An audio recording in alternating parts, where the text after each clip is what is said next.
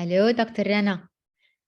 هاي How are you؟ يعني كيفك أول ساندرا؟ good. أول شيء بدي أعتذر منك لأنه معينك بكير. هيدا هيك تنبلش.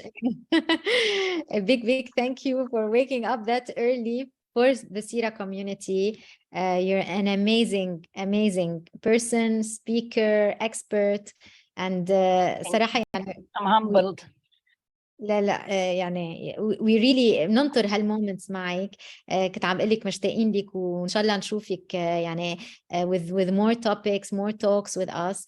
You're one of the few who experts who are proud to partner with, to collaborate Thank with. you. خصوصي لأنه you always talk about things هيك in an honest and a straightforward way. You really يعني بالنسبة لنا مع رنا طيارة ما في شيء ما بينحكى فيه.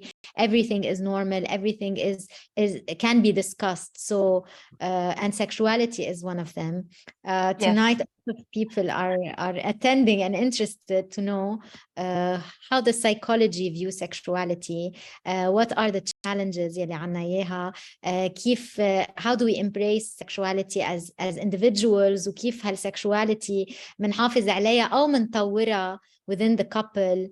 هل بتتطور؟ هل لازم نكون ready قبل ما نوصل على الكابل ولا لا؟ أنا كتير أسئلة لإلك اليوم. And hopefully our audience will be engaged as well, hopefully, and ask us. إن شاء الله. So before I let you introduce yourself, لأنه في عنا new joiners on the platform also tonight, and if they don't know you بهمنا نسمع منك شوي الكارير باث تبعك ويور سبيشالتي. انا بس بحب اذكر الناس انه we are going to spend with Dr. Rana around 45 minutes to 50 minutes in this round table, and then where you will explain and it's a discussion. We will show slides. Please ask us your questions on the app. So in front of you you have the option of a chat, of a Q&A, and the poll. بالQ&A you can ask your question anonymously, which is very important so that your name doesn't show up in the recording. لأنه نحن هلا we are recording and we are live, so this stays later on. So please ask anonymously إذا for privacy reasons, يعني تتخلوا privacy. Then we move to a room معك after 45 to 50 minutes. It's a safe space, it's a private room where we can continue the discussion. يمكن نحكي ب use cases, people can share, they can go on camera or microphone or even ask anonymously مثل ما الaudience بترتاح. المهم إنه we're able to support them, they can feel the safe space, and in the room we don't record at all. So just to هيدا نحن رح نفرجي الناس كيف بينقلوا معنا على الروom when it's high time. That's all from my side. أكيد اللي new joiners على سيرة, check out the app. We have experts every night on the platform ready to support. It's just brilliant, Sandra. Sorry about you, but it's just brilliant. I love what you guys do on Sira. It's just brilliant. It's a team, it's a collaboration, and thank you for being part of the team. So please introduce yourself and let's kick off with our subject tonight. We're eager to listen to you. Thank you. So أنا Rana. I live in Australia, Lebanese Australian. I've been here for 7 years. I work at the University of Canberra as a senior lecturer and a course convener. So I look after the undergraduate and postgraduate program in counseling, face-to-face. And I'm a trauma psychologist. That's my specialty. And because trauma is something that goes with us throughout our life, and we take it with us into our relationship, I'm also a couple therapist. And when we talk about trauma and we talk about couple, you're gonna see in the discussion, sexuality is a big part of it as well. So it's great that we're being able to talk about sex, intimacy, and all of that. Yes, that's it. Shall we start, Sandra? Yeah, let's start then. I'm gonna share my slide. Okay. Go ahead. Then we can start. And I'm monitoring the chat and the questions at the same time to make sure. Brilliant. All right. Perfect. Thank you. Okay, so sorry, Anna, I'm just trying to open so I can see. So اليوم بدنا نحكي عن we're going to talk about the secrets of having a great sexual life. How we can have sexual intimacy while also creating a safe space. And we're going to talk about exploring sensuality and building an erotic love map, and I'll explain what all of this is. So, أكيد sex is such a fundamental part of any relationship, especially an intimate relationship, obviously not friendship, unless you want to be intimate with your friend. But it's a fundamental part of an intimate friendship.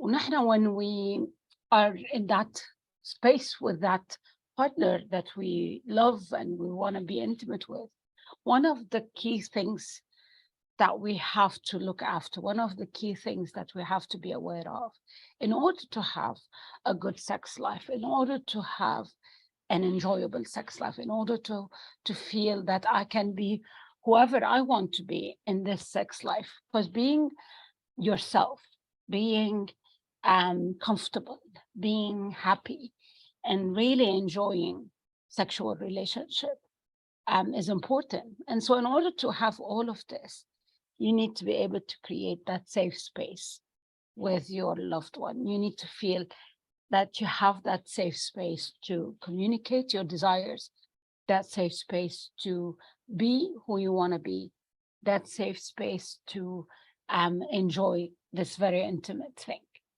And the reason why we were talking about intimate thing is that when we're looking at having a good and a solid friendship with that intimate person, this is extremely important for sexual relationship. This is extremely important for emotional connection. This is extremely important for that interpersonal safety that we spoke about.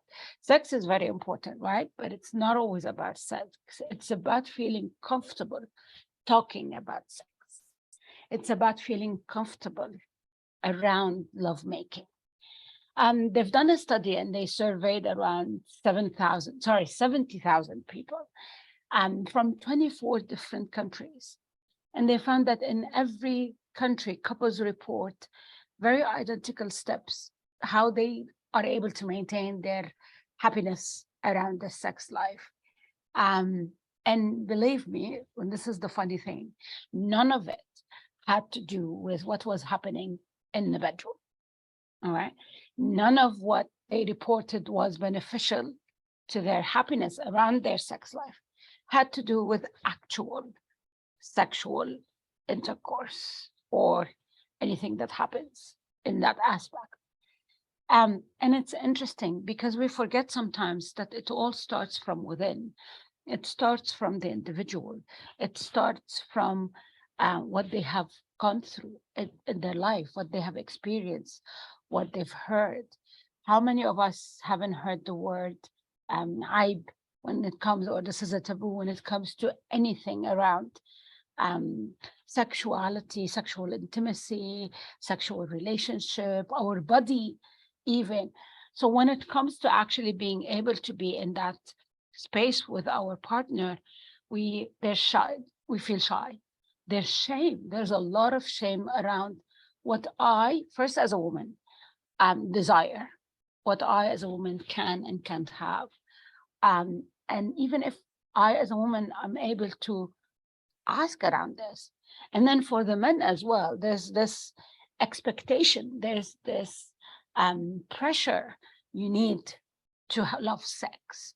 You need to be the one asking for it. And there's a way to do it. And usually it's not a fun way. Usually it's not an easygoing, gentle way. And a lot of time it could be pressured.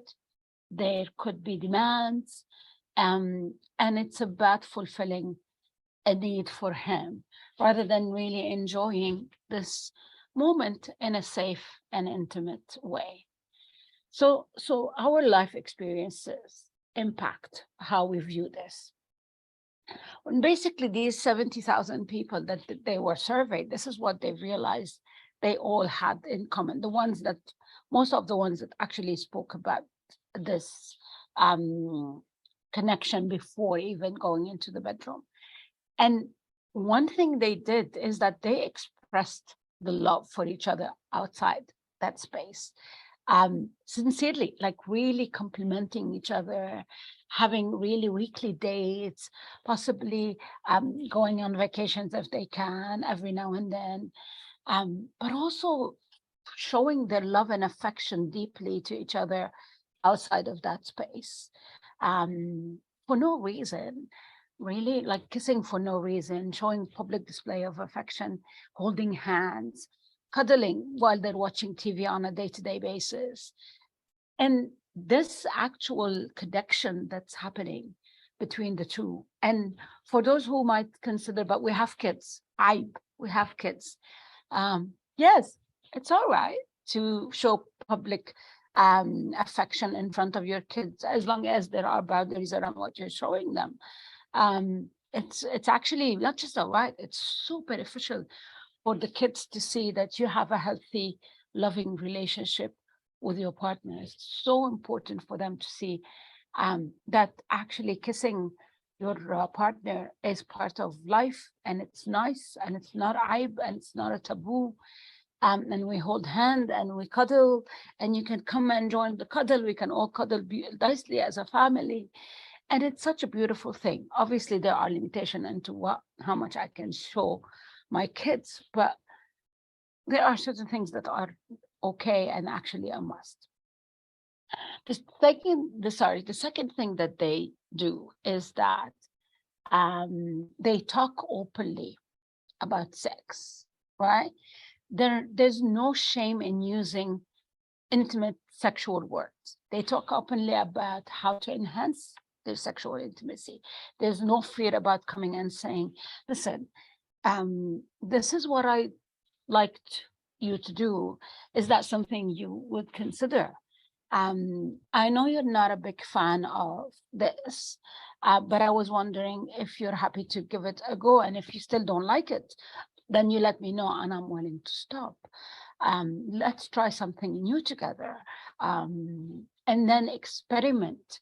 But in order to be able to experiment, in order to be able to enjoy new things in that sexual life, being open to talk about this is so important.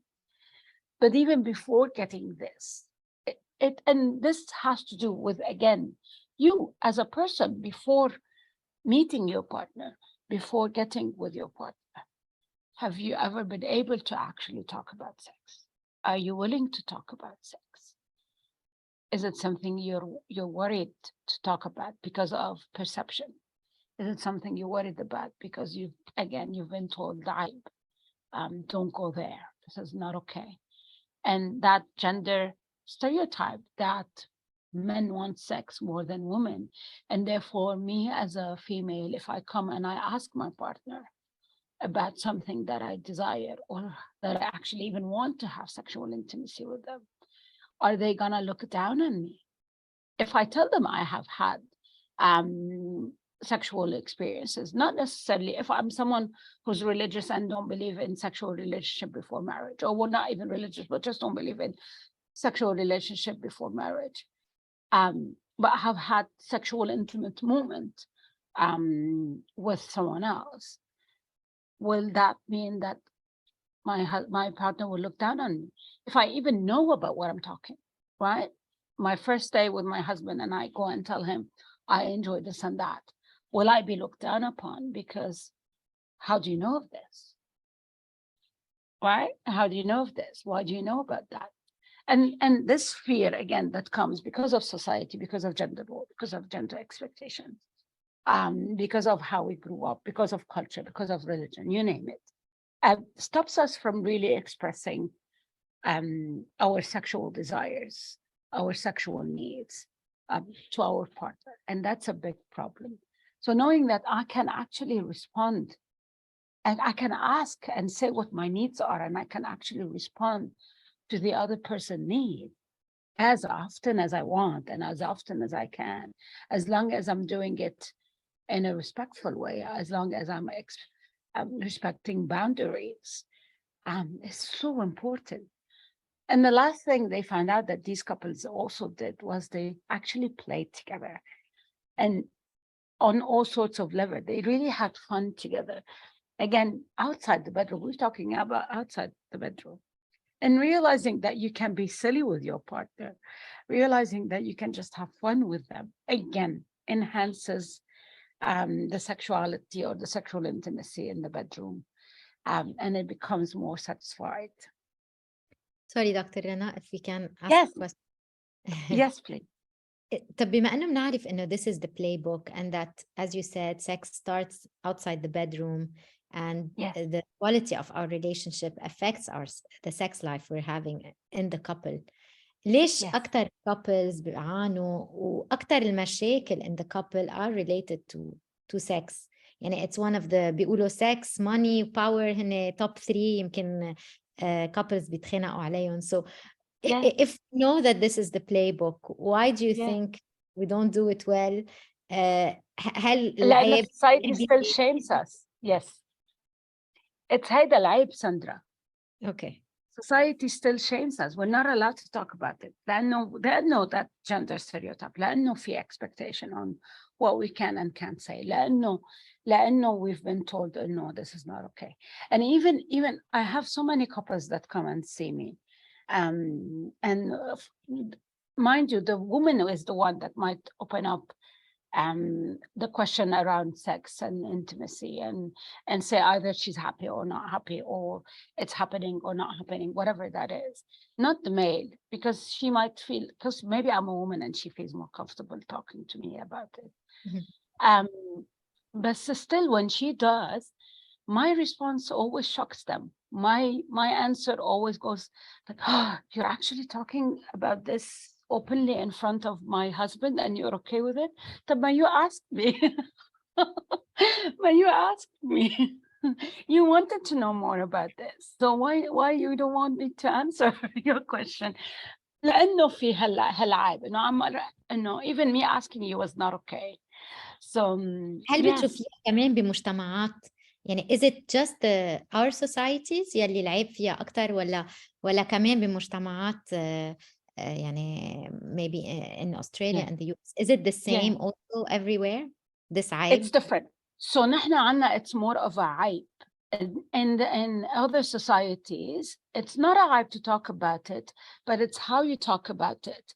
And it's mostly, again, it's gender.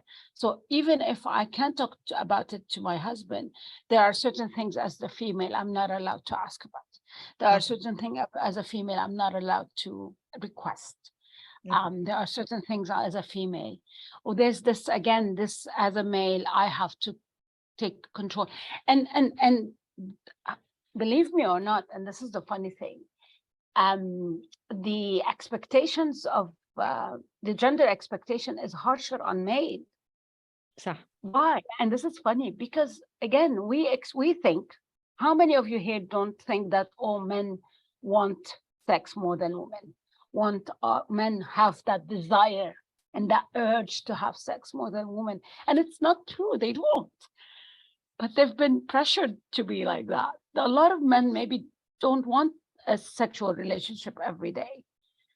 Don't feel the urge to have a sexual relationship every day, but they think they have to. So they ask for it every day, but they're not really enjoying it as much. بنشوف الجندر ستيريوتايب صح وماسكولينيتي هلا وسكس انه ميل ريديفاينينج سكس از ا بيج ثينج. اخر سؤال قبل ما تكفي لانه بدنا نسمعك. كمان عم بتشوفي الديفرنس بين الجنريشنز يعني with the newest يعني مع الجين زي الميلينيال وهيك هل عم بيصير في شيفت اكثر بالسكشوال؟ Yes, 100%. صار في more, let's call it liberation in that sense. Okay. In terms of how to talk and express it. 100%, yes. Okay. Which is scary to many. لأنه it means that as for example, me as a parent, I'm so aware of this with my child, and I'm aware of needing to protect them as well around this. And therefore, again, talking about it with your child in an age-appropriate matter is very important to make them understand all of this and be able to create, for them to be able to create that safe space for their partner in the future. All right. Let's continue. نحن إذا عنا غير أسئلة we'll let you know also. Thanks. All right, thank you. Okay, I want to ask, let's do a poll. Can I do a poll? I think I should be able to do a poll. يلا أكيد. أنا I'll do the poll. Tell me. Yeah. Okay, could you ask please how many the females best answer? Or Okay. actually everyone. But if can we? Okay, sorry, I'm confused how I want to do it. Let's. في عنا males that are also attending the session. Do you know, Sandra, if we have any males? Yes, we have. We have. Okay, so this is a question for just the females. Okay. How many of you feel safe walking alone at night in an underground parking? Only female. So males, please don't answer this. How many of you feel safe walking alone at night in an underground parking?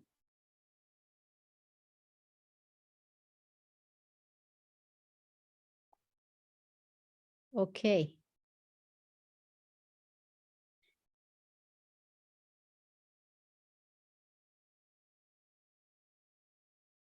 Poll is published. So Yeah. please, إذا you can answer in front of you on the app, please put your answers. قدامكم you can answer directly on the app. So بس الفيميل بدك يجاوبوا. بس الفيميل please. For now. Okay. هنرجع نسأله للسؤال for the males. بس هلا بس الفيميل. Okay. اجينا 100% unsafe. They all feel unsafe walking alone. Exactly. Now can we reset this and for the male to answer? How many of you feel safe walking alone at night in an underground parking? Okay. رح نوقفه ورح نعمل واحد تاني.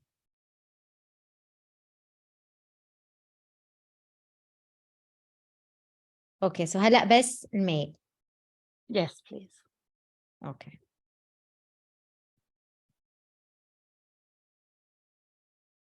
Okay. كمان اجينا 100% unsafe. Unsafe? Hmm. Yeah, that's interesting. Okay. Well, this is very interesting. لأن عادة ممكن أكيد men can feel unsafe walking alone at night in an underground, but it's a lot of them maybe feel safer than women. Right? صار عندنا yes, 50. Okay, 50-50. مظبوط. Okay, fair enough. Great. Being updated 50-50 للmen. Women عندنا 10 feel safe, 10%, 90% feel unsafe. There you go. And it tells you something, right? هلا يمكن كمان percentage يكون شوي different لأن يمكن في more females attending than males, but still we have to understand that when it comes to feeling safety, unfortunately, because of history, because of how we perceive things, because of how, again, our experiences, we all go into relationship with a personal history behind us. We all go into relationship with a history that we either lived or really relate to, even if it wasn't a personal experience. We've heard of people being assaulted. We've heard of people being abused. We've heard of all of this, and from unfortunately a very young age. And therefore, while for many people, sex brings joy, for others, it may have been contaminated by this really scary experiences. This is why it's really important when we talk about sexual intimacy, when we talk about sex, to also talk about the need to feel safe during sex. And this also, obviously, is not just about women. Yes, women, the percentage of women who have experienced sexual assault is very high, who have experienced rape, who have experienced sexual abuse is very high all around the globe, right? But men have also been sexually abused, and nowadays more men are talking about it. They're having the courage to actually talk about this and remove the stigma around talking about men being abused and assaulted and raped and all of that. So for them also, sex can be contaminated by these flashbacks, and that need to really possibly self-medicate or avoid any type of interaction that might be triggering to them. And therefore, sex itself done in a certain way, asked, women and men asked in a certain way, can be triggering, can be re-traumatizing, can make them feel unsafe. Okay. We're talking about women from a very young age, men from a very young age that are going through all these not safe experiences. And therefore, making love means that they're actually making themselves vulnerable. They're making themselves potentially, or they're placing themselves in a triggering space. And this is why it's really important to talk about safety. It's really important to talk about when to initiate and when to refuse sexual intimacy. It's really important to have a safe word between the couple, where when I scream that word, you just stop no matter what, no matter where you're at, you just stop. And this rarely happens because once a man or even a female, when they reach that state of, I'm almost there, I'm almost coming, I'm almost feeling that that orgasm, I don't want to stop. So actually knowing that, no, you have to. I just said the safe word and I'm not okay. I'm not feeling safe. I'm getting flashbacks. I'm feeling triggered. You're making me not okay. You need to stop. That's it. Full stop. Sorry, I think someone asked the question. Sandra, Wala, you want to come back to it later? Isabel, we have a question. If men don't have the need for sex and they can live up to the stereotypes, can it cause anxiety? يعني هون Yes. إحنا safety, the importance of safety. What about the importance of performance anxieties? 100% they can have that. They can have performance anxiety and not be able to perform during a sexual intimate moment because of that. 100%, yes. Yeah. Okay.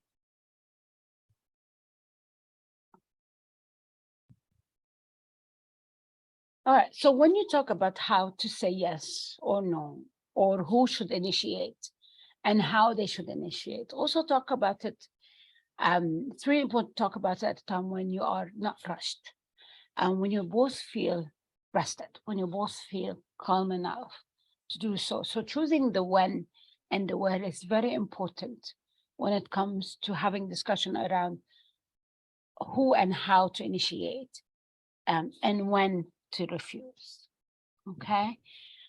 And then when you talk about refusing this sexual intimacy, it's really important to keep in mind that saying no to sex does not mean you cannot be close to the other person. Saying no, I don't want to have sexual intercourse doesn't mean I don't want you, or I don't feel like I want a cuddle, or I don't feel like I want you to let's just sit down in bed and hug each other, right? What's most important is to really accept your partner and no, without any anger, without pouting, without any irritability. And instead of feeling angry because they said no to you and taking it personally, actually to ask them, is there other ways for me to be close to you tonight? And hear what they might say. So, like I said, cuddling while watching TV is still a great way to connect. It's still an intimate moment. Sexual intimacy doesn't only mean sexual intercourse. Okay.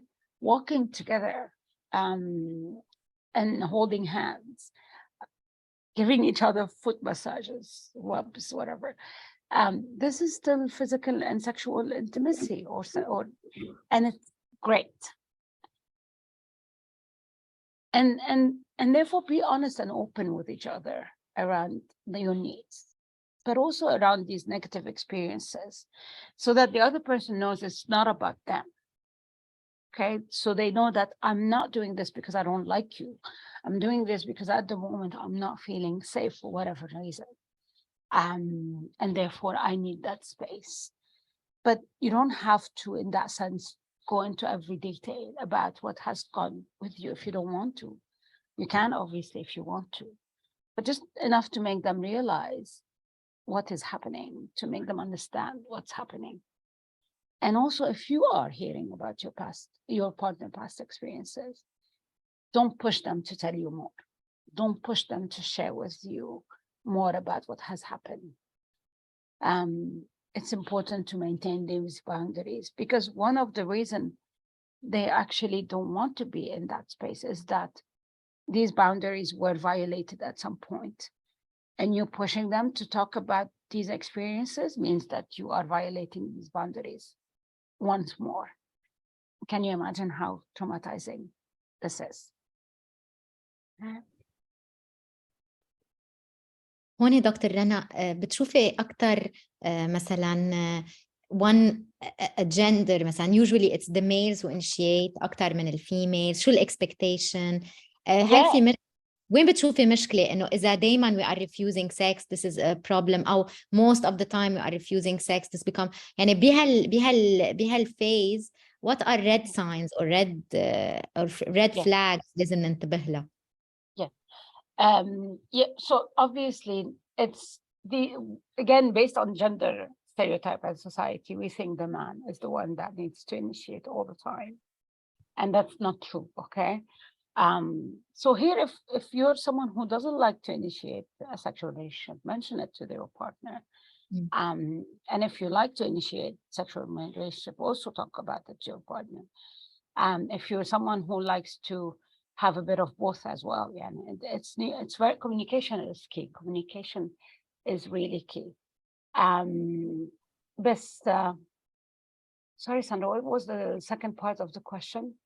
إيه إنه شو الريد فلاجز بهيدي الفيز؟ red flags اللي لازم ننتبه لها. Red flags that to be mindful of is, again, are my boundaries being respected? And two, is the person in front of me saying no to me at all times? Is every time I am initiating, they're saying no? And therefore I have to question a few things. Why are they? Is it the way I'm initiating that's making them say no? Am I doing it in a way that is not making them feel safe? I am being too pushy. Or actually they wanted to come a bit more, some people like things done a bit more rough, or pushed or kinky or all of that. So am I not doing it in that sense? Okay. So that's one question. The second question is, are they really not in a safe, not just in a safe space, not in the mood? And then if they're not in the mood every night for a month, what's happening for them? Are they unwell physically? Are they unwell psychologically? What's really happening? So again, it's really important to hear to not, when you are being refused by your partner, take a step back and remember it's not about you. Okay. Because if they are refusing you because of who you are, if they are refusing you because they don't like to be with you, then that's another problem. That means that there's no love or connection or anything in that relationship. Okay. And therefore you shouldn't be in that relationship to start with. But but this is why it's important to take a step back and say, it's not about me. There's something else, and I need to be there for them. And I need to understand what's that something else to provide them with that care. And this is, for example, extremely common for women postpartum after giving birth.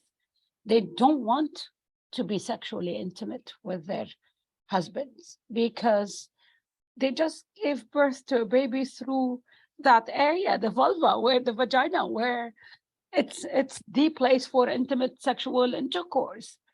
And therefore I don't want something else to be there after giving birth to a baby. And it's very common. And maybe they don't think about it like this, but a lot of it comes with that kind of thought. So a lot of women postpartum are tired, they don't have sexual desire, their hormones are playing left and right. So all of this is not about, again, you, it's about what they're going through. So the red flags, so if the, so this is why it's again important to communicate what's happening to you. Would you like to share with me? Why have you been refusing? What do you think is happening? And how can I help you?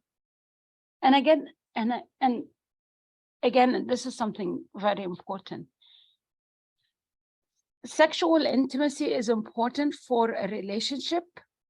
Sexual intercourse is not that important for a relationship. And this is what's confusing for many people. You don't have to have sexual intercourse on a daily, weekly, monthly basis to say, I have a good relationship with my partner. So don't compare yourself to others who might be talk to you about this, and who might actually be telling you that this is what they do. What matters is your sexual intimacy with that person. And to many couples, being sexually intimate and comfortably sexually intimate is a higher indicator of a good relationship than having sexual intercourse, or the frequency of having sexual intercourse. And this is really important to understand. If you feel comfortable just sitting and cuddling and holding hands, this is a much better indicator than people who don't do that, but have sex every day or once a week. Yeah, this is so important to understand. So really communication about sex, while it's often fuzzy, it's often unclear, again, because people want to save face when it comes to rejection, right? They don't want to be rejected when it comes to initiating sex.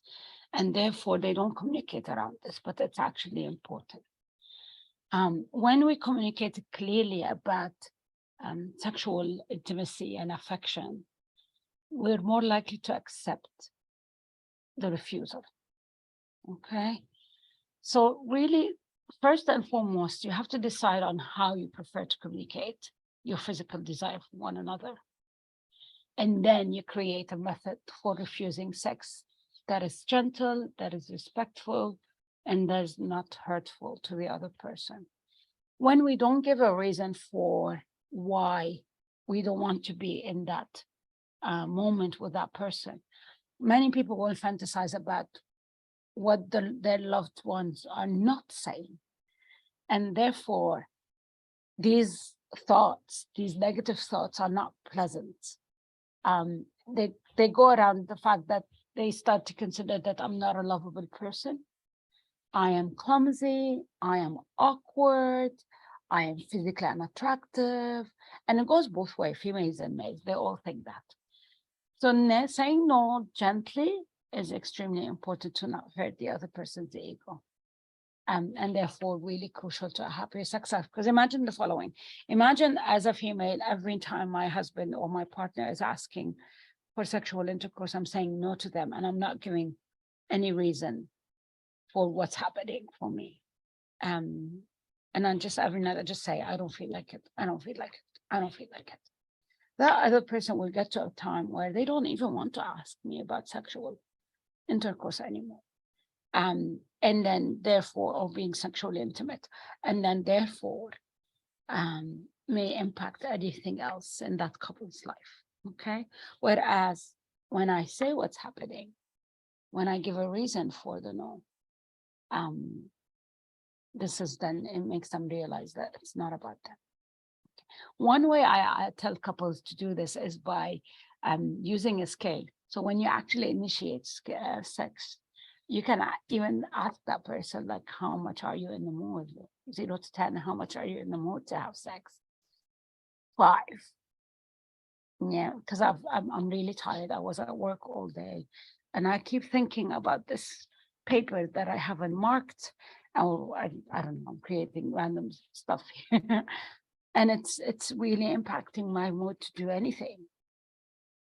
And then maybe a couple of hours after, I go and say, listen, my mood has changed. Now I'm at a 10, or I'm at an 8. Would you like us to have sex? Okay. And again, this is funny because people don't ask. People just think, okay, I'm gonna go and start kissing them, and this is how I'm initiating, which is, there's nothing wrong with this. But actually asking using words is also okay. It's actually great. Now, when it comes to hearing refusals to have sex, that are 2 mottos that I've mentioned earlier. These are the ones to keep in mind. If your partner says no to sex, 1, don't punish your partner for saying no. And 2, no does not mean that you're gonna end the connection. These 2 things are extremely important. Okay, these are the things to keep in mind every time you hear them. So these are some ideas for initiating sex. I'd like you to just go through these, and then individually just have a look and choose 2 or 3 ideas that you think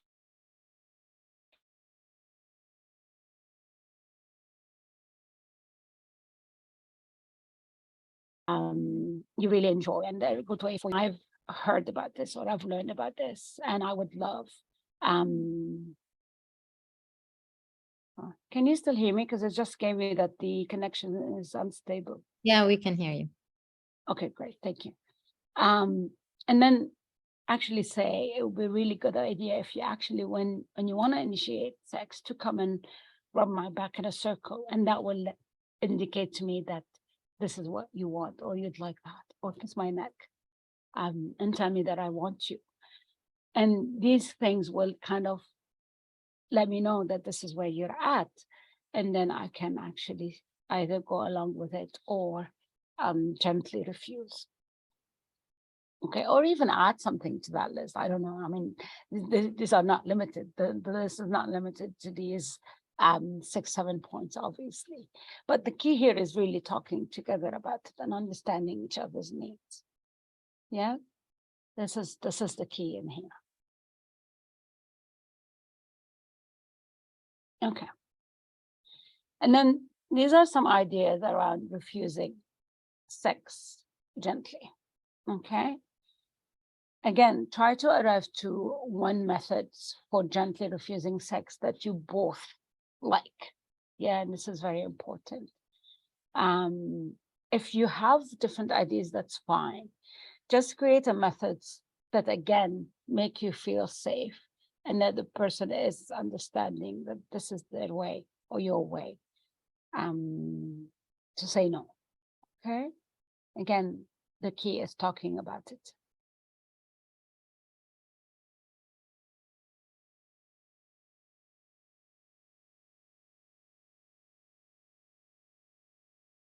Yeah. Okay.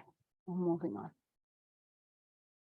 Now, this is a very interesting exercise, and it's about creating a sensual love map.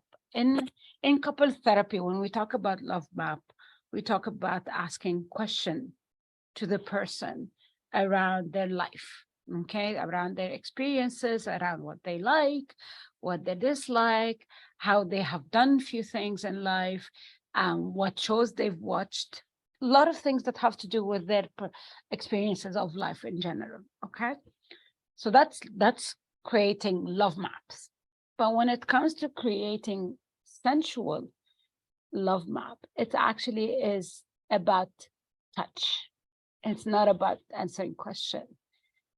It's really about giving, receiving, touch, massages, caresses.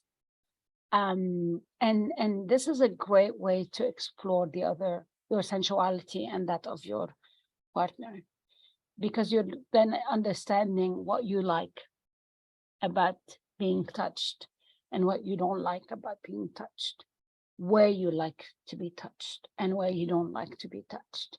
And again, how is this triggering or not to you, what makes you feel good, and actually communicating as so basically creating central love map happens when you ask your partner to touch you, or or you touch them, while you're really enjoying and exploring this, but also communicating about what's making you feel good. Okay. And here you decide how you want to do it. But it's, again, like I said, it's all about understanding what's okay, what's not okay, what you enjoy, what you don't enjoy, and therefore helps to set boundaries around, again, your needs, your desires, what's acceptable, and create that safe, sensual space. That's it for me, Sandra. All right. So عنا maybe 2 questions, 3 questions, and then we can move to the room تنفتح الحديث for more I'm gonna interaction. stop the share so I can see your face, Sandra. Is All that right. okay? Yeah, sure. So we're gonna ask you 3 questions, and then we're gonna move to the safe space so that people can talk to you and ask you questions يعني in a safe space without recording. Sure. So أول سؤال لإلك دكتور رنا، عنا expectation إنه sex should be spontaneous. يعني كنت عم تحكي عن إنه do I feel the need، يعني سألتي السؤال إنه am I in the mood، نحط سكور على 10. منفكر حالنا إنه أوكي لازم يكون هيك فجأة بنحس حالنا in the mood. Is this true? Is it spontaneous؟ أو في شيء لازم نحن نعمله تنحط حالنا بالجو، maybe an effort? I don't know. Yeah. It could be spontaneous sometimes, but it's not spontaneous all the time. And with kids and with life and with so much more, we actually there's a need to plan even for sexual intimacy sometimes. Because a lot of the time it might not happen when people usually expect it. إنه بالليل بالتخت and بالأوضة، لأنه that's not going to be possible when you have a baby, for example, or that's not going to be possible when you have a toddler that might come in anytime during the night. So our expectation of the where and the when and the how needs to be flexible in order to, again, enjoy this. Okay, so it can be spontaneous, it cannot, no, it can be not spontaneous. واحد يعمل effort. Okay, what do you think about scheduling sex? Are you with? I'm all for it. Yeah, of course. I think there's a need to at times. Yeah. ما بتشيل الماجيك، ما بتشيل عرفتي إنه No. Okay. No. You see لا, couple. it's how what the meaning you put to it. ليه بدها تشيل الماجيك؟ لأنه هو الماجيك is about the actual act and how you enjoy it. It's not about how the person asks for it. I mean, it plays a role how they ask for it or how it's done, obviously, but it's the magic itself isn't the act. All right. What about a concept of يعني حكينا كتير sexuality with the partner. What about Yes. sexuality alone? How can we harness يعني كيف فينا to cultivate sexuality alone؟ برأيك إنه لازم نكون experienced قبل ما نوصل على الكابل sexually ولا لا؟ هل الاكسبيرينس تبعنا بتكفي مع الكابل؟ قد ايه شغل لازم نعمله لحالنا وقد ايه لازم نعمله بقلب الكابل؟ I طرقت عليها شوي بالأول ساندرا، لأنه عن جد there's again a lot of taboo around this, a lot of not okay for you to do it on your own. And why do you want to? There's that question people ask, why do you want to do it on your own? And it's important, of course it's important. And it starts from a very young age when we explore our private part, when we explore our bodies, when we touch ourselves and we understand what we like, what we don't like, what we enjoy, what we don't enjoy. So it is obviously important. But you decide based on your own belief, based on your own desires, based on your own boundaries for yourself, whatever that is, how far you want to take this. So it's up to you. And if you're someone who feels comfortable, sorry, but if you're someone who feels comfortable getting a toy, a sexual toy, and playing with it on your own, that's great. That's actually not And let's remove this idea that if I do this, then that means I'm not a virgin anymore.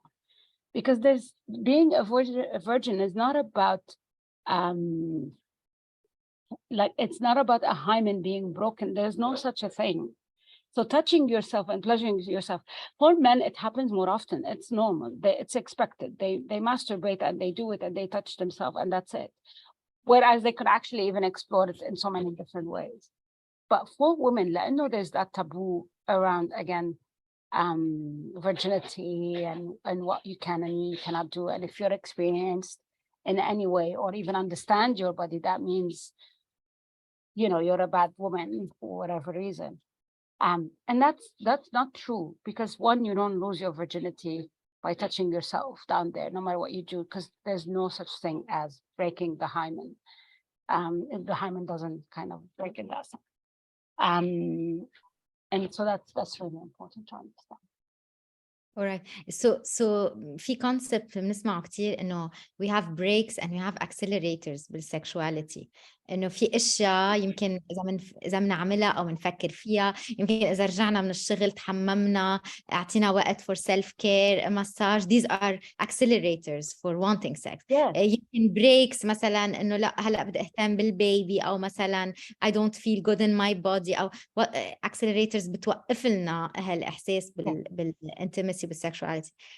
قد ايه انت you advise women and men who are watching us tonight to explore their breaks and accelerators or to talk about it in the couple?